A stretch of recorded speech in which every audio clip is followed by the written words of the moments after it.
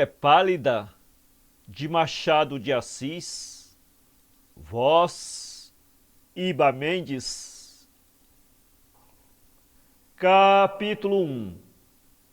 Rangeu, enfim, o último degrau da escada ao peso do vasto corpo do Major Bento. O Major deteve-se um minuto, respirou a larga, como se acabasse de subir, não a escada do sobrinho, mas a de Jacó, e enfiou pelo corredor adiante. A casa era na Rua da Misericórdia, uma casa de sobrado, cujo locatário sublocara 3 aposentos a estudantes. O aposento de Máximo era ao fundo, à esquerda, perto de uma janela que dava para a cozinha de uma casa da Rua Dom Manuel. Triste lugar, triste aposento e tristíssimo habitante, a julgá-lo pelo rosto com que apareceu às pancadinhas do Major. Este bateu com efeito e bateu 2 vezes, sem impaciência nem sofreguidão.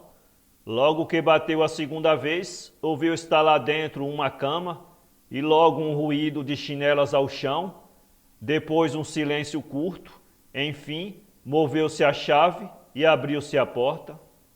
"Quem é?" ia dizendo a pessoa que abrira, e logo, "É o tio Bento."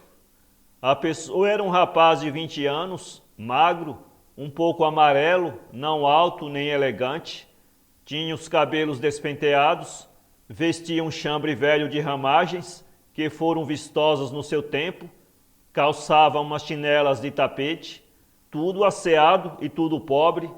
O aposento conduzia com o habitante, era o alinho na miséria, uma cama, uma pequena mesa, 3 cadeiras, um lavatório, alguns livros, 2 baús e pouco mais.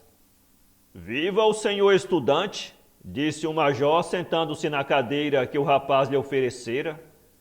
"Vós me ser por aqui é novidade", disse Máximo. "Vem a passeio ou negócio?" "Nem negócio, nem passeio. Venho..." Hesitou. Máximo reparou que ele trazia uma polegada de fumo no chapéu de palha, um grande chapéu da roça, de onde era o Major Bento.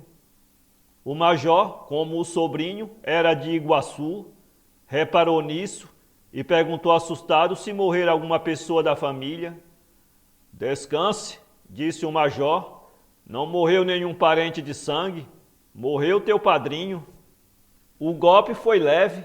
O padrinho de Máximo era um fazendeiro rico e avaro, que nunca jamais dera ao sobrinho um só presente, salvo um cacho de bananas, e ainda assim, porque ele se achava presente na ocasião de chegarem os carros. Tristemente avaro, sobre avaro, misantropo, vivia consigo, sem parentes, nem amigos, nem eleições, nem festas, nem coisa nenhuma. Máximo não sentiu muita comoção à notícia do óbito, chegou a proferir uma palavra de desdém. "Vá feito", disse ele, no fim de algum tempo de silêncio. "A terra lhe seja leve, como a bolsa que me deixou." "E ingrato", bradou o Major, "fez-te seu herdeiro universal?" O Major proferiu essas palavras, estendendo os braços para amparar o sobrinho, na queda que lhe daria a comoção, mas a seu pesar, viu o sobrinho alegre, ou pouco menos triste do que antes, mas sem nenhum delírio. Teve um sobressalto, é certo, e não disfarçou a satisfação da notícia. Pudera, uma herança de 600 contos pelo menos, mas daí a vertigem, ao estontear que o Major previa, a distância era enorme. Máximo puxou de uma cadeira e sentou-se defronte do tio. "Não me diga isso, deveras herdeiro?" "Vim de propósito dar-te a notícia." Causou espanto a muita gente. O Moraes bicudo, que fez tudo para empalmar-lhe a herança, ficou com uma cara de palmo e meio. Dizia-se muita coisa, uns que a fortuna ficava para o Moraes, outros que para o vigário, etc. Até se disse que uma das escravas seria a herdeira da maior parte. Histórias. Morreu o homem, abre-se o testamento e lê-se a declaração de que você é o herdeiro universal. Máximo ouviu contente, No mais recôndito da consciência dele, insinuava-se esta reflexão, que a morte do coronel era uma coisa deliciosa e que nenhuma outra notícia lhe podia ir mais direta e profunda ao coração. Vim dizer isto a você, continuou o major, e trazer um recado de tua mãe. Que é? Simplesmente saber se você quer continuar a estudar ou se prefere tomar conta da fazenda. Que lhe parece? A mim nada, você é que decide. Máximo refletiu um instante. Em todo caso, não é sangria desatada, disse ele. Tenho tempo de escolher. Não, porque se você quiser estudar, dá a minha preocupação e não precisa sair daqui. Agora, se vosmecê volta hoje mesmo? Não, volto sábado. Pois amanhã resolveremos isto. Levantou-se, atirou a cadeira ao lado, bradando que enfim ia tirar o pé do lodo. Confessou que o padrinho era um bom homem, apesar de seco e misantropo, e a prova... Vivam os defuntos, concluiu o estudante. Foi a um pequeno espelho, mirou-se, consertou os cabelos com as mãos, depois deteve-se algum tempo a olhar o soalho. O tom sombrio do rosto dominou logo a alegria da ocasião, e se o major fosse homem sagaz, poderia perceber-lhe nos lábios uma leve expressão de amargura, mas o major nem era sagaz, nem olhava para ele, olhava para o fumo do chapéu e consertava-o. Depois despediu-se do estudante. Não, disse este, vamos jantar juntos. O major aceitou. Máximo vestiu-se depressa e, enquanto se vestia, falava das coisas de Iguaçu e da família.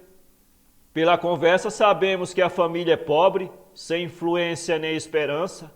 A mãe do estudante, irmã do major, tinha um pequeno sítio que mal lhe dava para comer. O major exercia um emprego subalterno e nem sequer tinha o gosto de ser verdadeiramente major. Chamavam-lhe assim porque 2 anos antes, em 1854, disse-se que ele ia ser nomeado major da Guarda Nacional. Pura invenção, que muita gente acreditou realidade, e visto que lhe deram desde logo o título, repararam com ele o esquecimento do governo. Agora, juro-lhe que vosmecê há de ser major de verdade, dizia-lhe Máximo, pondo na cabeça o chapéu de pelo de lebre, depois de o escovar com muita minuciosidade. Homem, você quer que lhe diga? Isto de política já não me importa. Afinal, é tudo o mesmo. Mas há de ser major? Não digo que não, mas... Enfim, não digo que não. Máximo abriu a porta e saíram. Ressoaram os passos de ambos no corredor mal alumiado. De um quarto ouviu-se uma cantarola, do outro um monólogo, de outro um tossir longo e cansado. É um asmático, disse o estudante ao tio, que punha o pé no primeiro degrau da escada para descer. Diabo de casa tão escura, disse ele. Arranjarei outra com luz e jardins, redarguiu o estudante, e dando-lhe o braço, desceram a rua. Capítulo 2. Naturalmente, a leitora notou a impressão de tristeza do estudante, no meio da alegria que lhe trouxe o tio Bento. Não é provável que um herdeiro, na ocasião em que se lhe anuncia a herança, tenha outros sentimentos que não sejam de regozijo. Daí uma conclusão da leitora, uma suspeita ao menos, suspeita ou conclusão que a leitora terá formulado nesses termos. O Máximo padece do fígado. Engano, o Máximo não padece do fígado, goza até uma saúde de ferro. A causa secreta da tristeza súbita do Máximo, por mais inverossímil que pareça, é esta. O rapaz amava uma galante moça de 18 anos, moradora na Rua dos Arcos, e amava sem ventura. Desde 2 meses fora apresentado em casa do senhor Alcântara, à Rua dos Arcos. Era o pai de Eulália, que é a moça em questão. O senhor Alcântara não era rico, exercia um emprego mediano no tesouro e vivia com certa economia e discrição. Era ainda casado e tinha só 2 filhas, a Eulália e outra que não passava de 7 anos. Era um bom homem, muito inteligente, que se afeiçoou desde logo ao Máximo e que, se o consultassem, não diria outra coisa senão que o aceitava para genro. Tal não era a opinião de Eulália, gostava de conversar com ele, não muito, e ouvia-lhe as graças, porque ele era gracioso, tinha repentes felizes, mas só isso. No dia em que o nosso Máximo se atreveu a interrogar os olhos de Eulália, esta não lhe respondeu coisa nenhuma, antes supôs que fora engano seu. Da segunda vez não havia dúvida, era positivo que o rapaz gostava dela e a interrogava. Eulália não pôde ter-se que não comentasse o gesto do rapaz no dia seguinte com umas primas. Ora, vejam, mas que tem? Aventurou uma das primas. Que tem? Não gosto dele, parece que é razão bastante. Realmente, há pessoas a quem não se pode dar um pouco de confiança. Só porque conversou um pouco comigo já pensa que é motivo para cair de namoro. Ora, não vê. Quando no dia seguinte Máximo chegou à casa do senhor Alcântara, foi recebido com frieza, entendeu que não era correspondido, mas nem por isso desanimou. Sua opinião é que as mulheres não eram mais duras do que as pedras, e entretanto a persistência da água vencia as pedras. Além deste ponto de doutrina, havia uma razão mais forte. Ele amava deveras. Cada dia vinha fortalecer a paixão do moço, a ponto de lhe parecer inadmissível outra coisa que não fosse o casamento, e próximo. Não sabia como seria próximo o casamento de um estudante sem dinheiro com uma dama que o desdenhava, mas o desejo ocupa-se tão pouco das coisas impossíveis. Eulália, honra lhe seja, tratou de desenganar as esperanças do estudante por todos os modos, com o gesto e com a palavra. Falava-lhe pouco e às vezes mal, não olhava para ele, ou olhava de relance, sem demora nem expressão.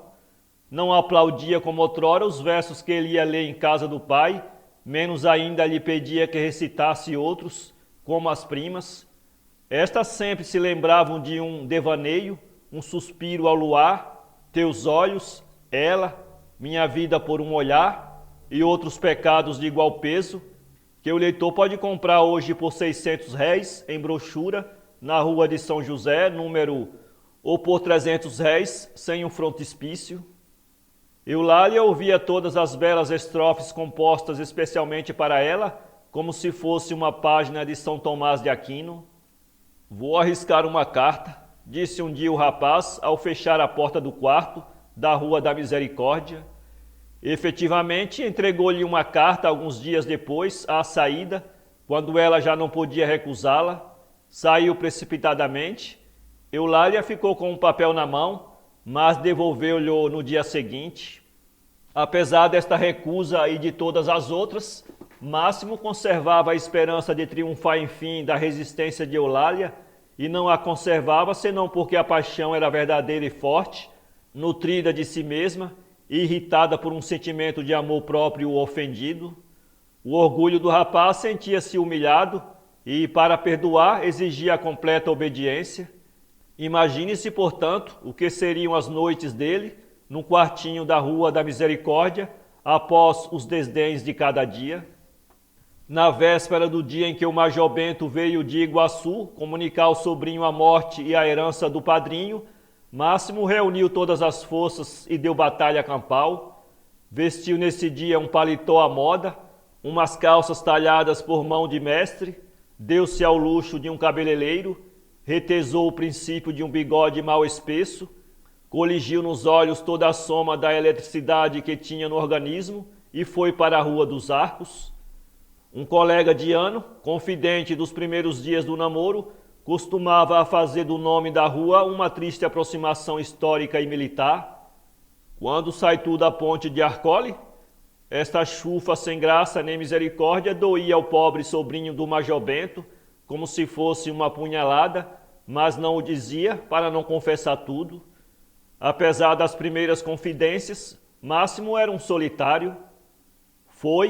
Declarou-se formalmente, Eulália recusou formalmente, mas sem desdém, apenas fria. Máximo voltou para casa abatido e passou uma noite de todos os diabos. Há fortes razões para crer que não almoçou nesse dia, além de 3 ou 4 xícaras de café, café e cigarros. Máximo fumou uma quantidade incrível de cigarros. Os vendedores de tabaco certamente contam com as paixões infelizes, as esperas de entrevistas e outras hipóteses em que o cigarro é confidente obrigado. Tal era, em resumo, a vida anterior de Máximo, e tal foi a causa da tristeza com que pôde resistir às alegrias de uma herança inesperada e 2 vezes inesperada, pois não contava com a morte, e menos ainda com o testamento do padrinho. Vivam os defuntos! Esta exclamação com que recebera a notícia do Major Bento não trazia o alvoroço próprio de um herdeiro. A nota era forçada demais. O Major Bento não soube nada daquela paixão secreta. Ao jantar, via-o de quando em quando ficar calado e sombrio, com os olhos fitos na mesa, a fazer bolas de miolo de pão. Tu tens alguma coisa, Máximo? Perguntava-lhe. Máximo estremecia e procurava sorrir um pouco. Não tenho nada. Estás assim um pouco pensativo? Ah, é a lição de amanhã.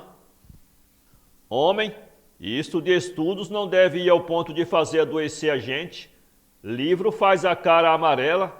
Você precisa de distrair-se, não ficar metido naquele buraco da Rua da Misericórdia, sem ar nem luz, agarrado aos livros. Máximo aproveitava esses sermões do tio e voava outra vez à luz dos arcos, isto é, às bolas de miolo de pão e aos olhos fitos na mesa. Num desses esquecimentos, e enquanto o tio despia uma costeleta de porco, Máximo disse em voz alta: Justo. O que é? Perguntou o major. Nada. Você está falando só, rapaz? Aqui é a coisa. Onde vê as italianas do teatro? Máximo sorriu e não explicou ao tio por que motivo lhe saíra aquela palavra da boca, uma palavra seca, nua, vaga, suscetível de 1000 aplicações. Era um juízo? Uma resolução? Capítulo 3. Máximo teve uma ideia singular: experimentar se Eulália, rebelde ao estudante pobre, não o seria ao herdeiro rico. Nessa mesma noite foi à Rua dos Arcos. Ao entrar, disse-lhe o senhor Alcântara: Chega a propósito, temos aqui umas moças que ainda não ouviram o suspiro ao luar. Máximo não se fez de rogado, era poeta, supunha-se grande poeta. Em todo caso, recitava bem, com certas inflexões langorosas, umas quedas da voz e uns olhos cheios de morte e de vida. Abotoou o paletó com uma intenção chateaubriânica, mas o paletó recusou-se a intenções estrangeiras e literárias. Era um prosaico paletó nacional, da Rua do Hospício, número. A mão ao peito corrigiu um pouco a rebeldia do vestuário, e essa circunstância persuadiu a uma das moças de fora que o jovem estudante não era tão desprezível como lhe havia dito Eulália. E foi assim que os versos começavam a brotar-lhe da boca, a adejar-lhe, que é melhor verbo para o nosso caso. Bravo! Bravo! Diziam os ouvintes a cada estrofe. Depois do suspiro ao luar, veio o devaneio, obra nebulosa e deliciosa ao mesmo tempo, e ainda o colo de neve, até que o Máximo anunciou uns versos inéditos, compostos de fresco, poucos minutos antes de sair de casa. Imaginem, todos os ouvidos afiaram-se para a tão gulosa especiaria literária, e quando ele anunciou que a nova poesia denominava-se Uma Cabana e Teu Amor, houve um geral murmúrio de admiração. Máximo preparou-se, tornou a inserir a mão entre o colete e o paletó e fitou os olhos em Eulália. Forte tolo, disse a moça consigo. Geralmente, quando uma mulher tem de um homem a ideia que Eulália acabava de formular, está prestes a mandá-lo embora de uma vez ou a adorá-lo em todo o resto da vida. Um moralista dizia que as mulheres são extremas, ou melhores ou piores do que os homens. Extremas são, e daí o meu conceito. A nossa Eulália estava no último fio da tolerância, um pouco mais, e o máximo ia receber as derradeiras despedidas. Naquela noite, mais do que nunca, pareceu-lhe insuportável o estudante. A insistência do olhar, ele, que era tímido, o olhar de soberania, certa consciência de si mesmo, que até então não mostrara, tudo o condenou de uma vez. Vamos, vamos, disseram os curiosos ao poeta. Uma cabana e teu amor, repetiu Máximo, e começou a recitar os versos. Essa composição intencional dizia que ele, poeta, era pobre, muito pobre, mais pobre do que as aves do céu, mas que à sombra de uma cabana, ao pé dela, seria o mais feliz e mais opulento homem do mundo. As últimas estrofes, juro que não as cito senão por ser fiel à narração, as estrofes derradeiras eram assim: que me importa não tragas brilhantes, refugindo no teu colo nu, tem nos olhos as joias vibrantes, e a mais nítida pérola és tu. Pobre sou, pobre quero ajoelhado, como um cão amoroso a teus pés, viver só de sentir-me adorado, e adorar-te, meu anjo que és. O efeito desses versos foi estrondoso. O senhor Alcântara, que suava no tesouro todos os dias para evitar a cabana e o almoço, um tanto parco, celebrado nos versos do estudante, aplaudiu entusiasticamente os desejos deste, notou a melodia do ritmo, a doçura da frase, etc. Ó, muito bonito, exclamava ele e repetia entusiasmado. Pobre sou, pobre quero ajoelhado, como um cão amoroso a teus pés, que mais?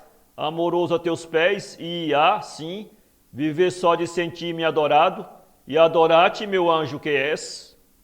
Note-se, e este rasgo mostrará a força de caráter de Eulália, note-se que Eulália achou os versos bonitos, e achá-los-ia deliciosos, se os pudesse ouvir com orelhas simpáticas.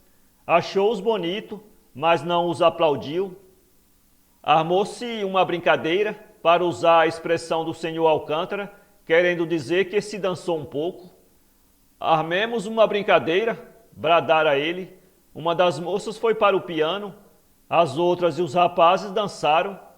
Máximo alcançou uma quadrilha de Eulália.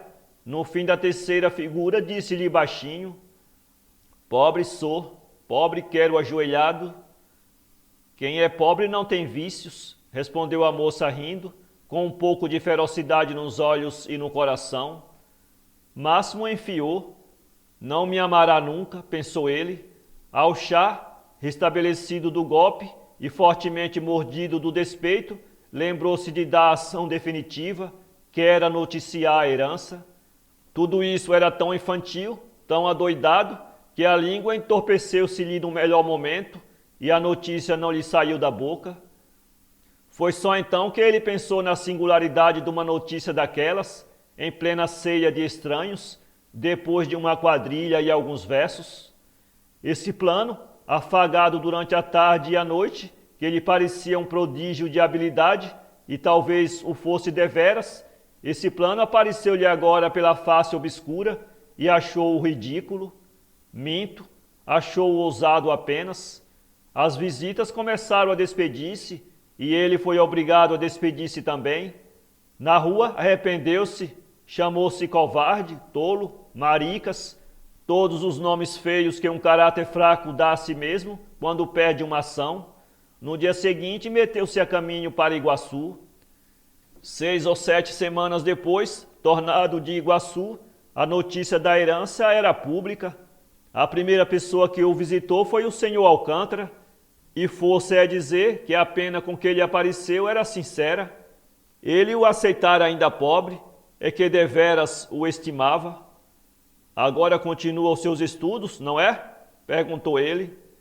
Não sei, disse o rapaz. Pode ser que não. Como assim? Estou com ideias de ir estudar na Europa, na Alemanha, por exemplo. Em todo caso, não irei este ano. Estou moço, não preciso ganhar a vida, posso esperar. O senhor Alcântara deu a notícia à família. Um irmão de Eulália não se teve que não lançasse em rosto à irmã os seus desdéns e, sobretudo, a crueldade com que os manifestara. Mas se não gosto dele, e agora? Dizia a moça. E dizia isso arrebitando o nariz e com um jeito de ombros, seco, frio, enfarado, amofinado. Ao menos confesse que é um moço de talento, insistiu o irmão. Não digo que não, de muito talento. Creio que sim. Se é, que bonitos versos que ele fez, e depois não é feio. Você dirá que o Máximo é um rapaz feio? Não, não digo. Uma prima casada teve para Eulália os mesmos reparos. A essa confessou Eulália que o Máximo nunca se declarara deveras, embora lhe mandasse algumas cartas.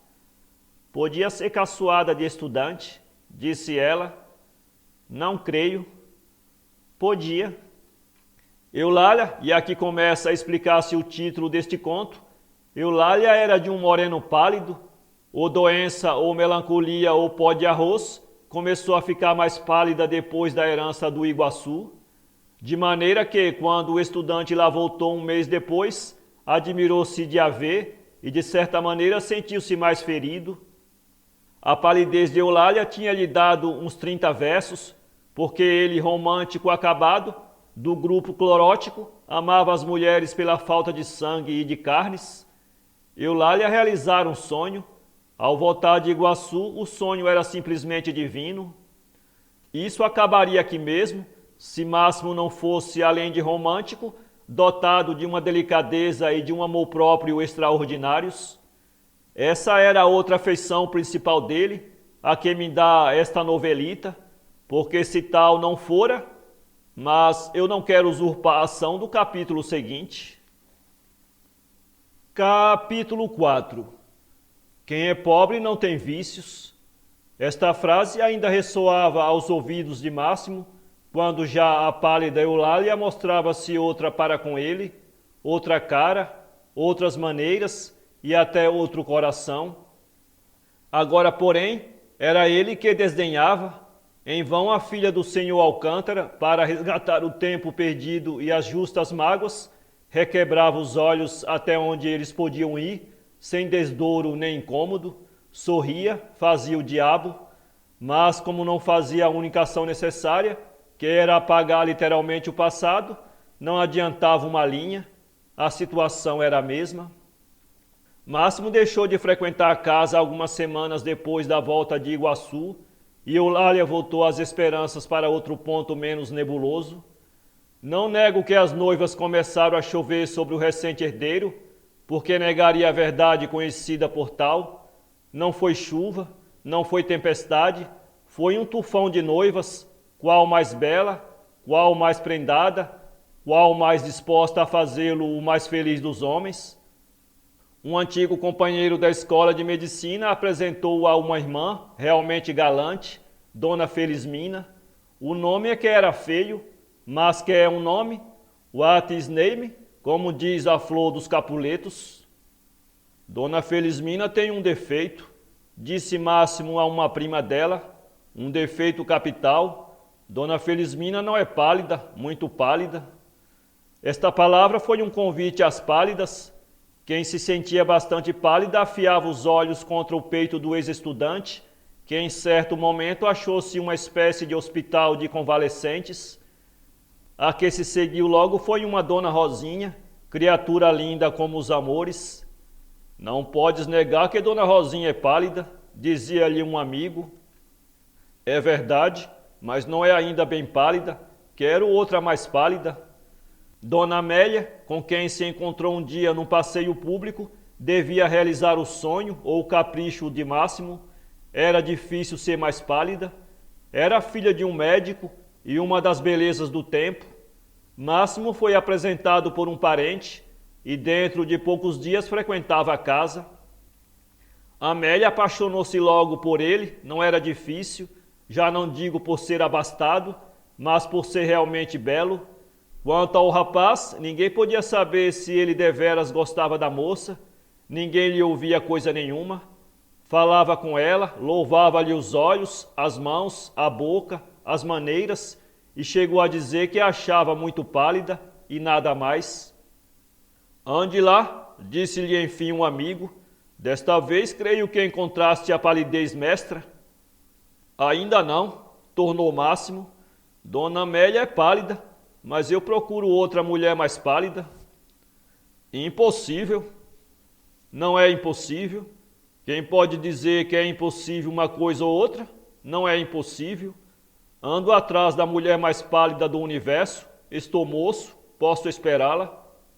Um médico das relações do ex-estudante começou a desconfiar que ele tivesse algum transtorno, perturbação, qualquer coisa que não fosse a integridade mental, mas comunicando essa suspeita a alguém, achou a maior resistência em crê-la. Qual doido? Respondeu a pessoa. Essa história de mulheres pálidas é ainda o despeito que lhe ficou da primeira e um pouco de fantasia de poeta. Deixe passar mais uns meses e vê-lo-emos coradinho como uma pitanga. Passaram-se 4 meses, apareceu uma Justina, viúva que tratou de apoderar-se logo do coração do rapaz, o que lhe custaria tanto menos, quanto que era talvez a criatura mais pálida do universo. Não só pálida de si mesma, como pálida também pelo contraste das roupas de luto. Máximo não encobriu a forte impressão que a dama lhe deixou. Era uma senhora de 21 a 22 anos, alta, fina, de um talhe elegante e esbelto e umas feições de gravura. Pálida, mas sobretudo pálida. Qual? Disse ele. Dá esperanças a uma senhora tão distinta. Não dê esperanças a ninguém. Mas enfim, não podes negar que é bonita? Não. Que te ama? Não digo que não, mas creio que também gostas dela. Pode ser que sim. Pois então, não é bem pálida. Eu quero a mulher mais pálida do universo. Como estes fatos se reproduzissem, a ideia de que Máximo estava doido foi passando de um em um, e dentro de pouco era opinião. O tempo parecia confirmar a suspeita.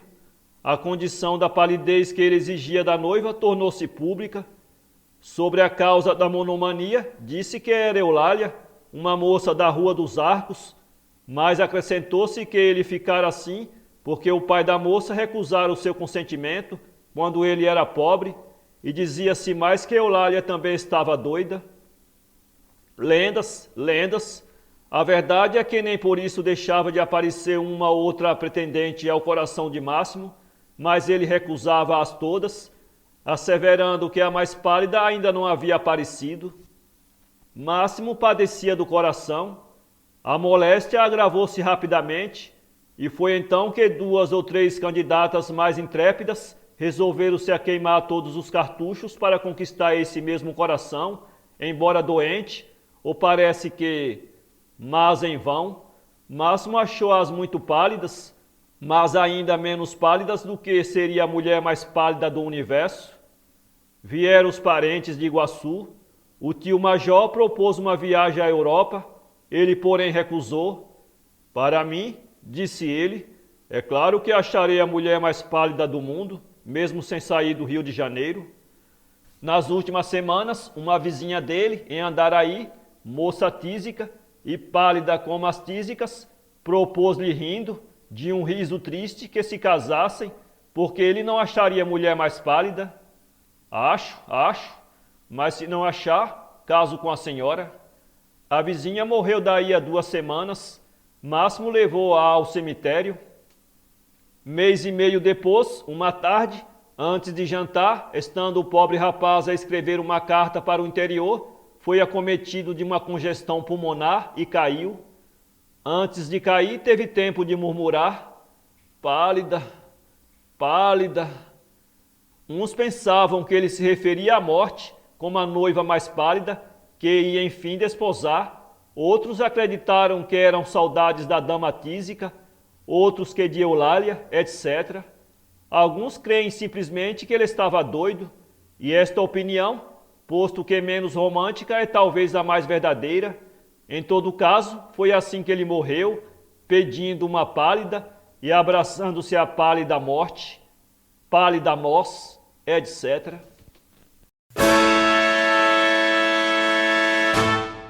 Para ler esse conto, acesse www.poeteiro.com.